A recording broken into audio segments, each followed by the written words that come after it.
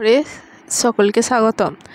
আজকে রেসিপি হচ্ছে vegetable chop. Vegetable চপের জন্য গোটা গরম মশলা ও গোটা ধনে গোটা লঙ্কা ভালো করে ফ্রাই করে নেওয়া হয়েছে ও আবারও কড়াতে অল্প কিছুটা বাদাম দিয়ে শুকনো ফ্রাই করে নেওয়া হয়েছে।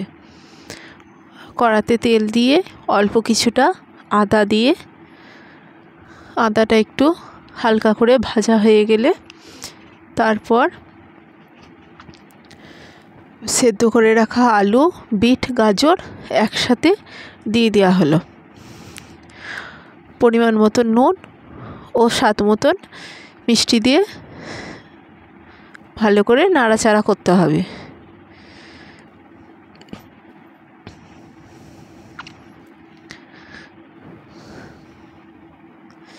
খানিকক্ষণ নাড়াচাড়া করার পর কসুরি মেথি ছড়িয়ে দিতে হবে। বন্ধুরা কে কোথা থেকে দেখছো কমেন্ট করে জানিও ও চ্যানেলটা ভালো লাগলে একটা লাইক ও সাবস্ক্রাইব করে যেও। মেথি ছড়িয়ে দেওয়ার পর আবারও ভালো করে কষিয়ে নিতে হবে যতক্ষণ না মাখা মাখা মতন একটা মিশ্রণ তৈরি হচ্ছে ততক্ষণ।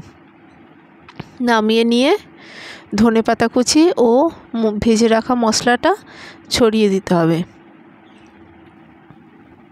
ভেজে রাখা মশলাটা ছড়িয়ে ভালো করে মিক্সড করে নিতে হবে যতক্ষণ না মশলাটা পুরের সাথে মিশে যাচ্ছে।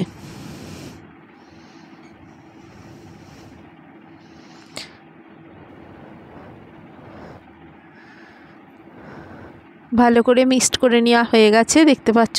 এরপর ভেজে রাখা বাদামটা হাফ থেতো করে নেওয়া হয়েছে, সেই বাদামটা ছড়িয়ে দেওয়া হলো। বাদামটা ছড়িয়েও আবারও ভালো করে মিক্সড করে নিতে হবে।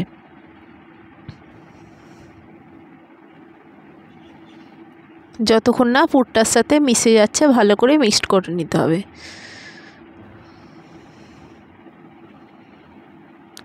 ভালো করে মিশে গেছে বাদামটা। এবার একটা একটা করে ভেজিটেবিল চপের শেপ দিয়ে দিতে হবে।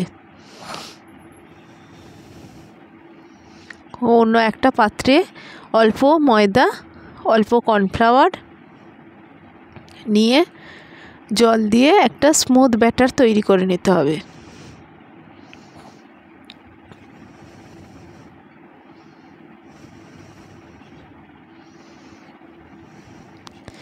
জল দিয়ে নেড়ে চেড়ে ভালো করে মিক্সড করে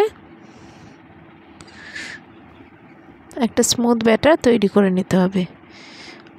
এবার নেড়ো গুঁড়োতে এক কোট করে মাখিয়ে খবরে কাগজের ওপর রেখে একটু গাটা টেনে নিলে আবারও একবার কর্নফ্লাওয়ারে ডুবিয়ে আর একবার এক কোট করে নিলে দু কোট করে নিলেই ভেজিটেবিল চপ রেডি হয়ে যাবে।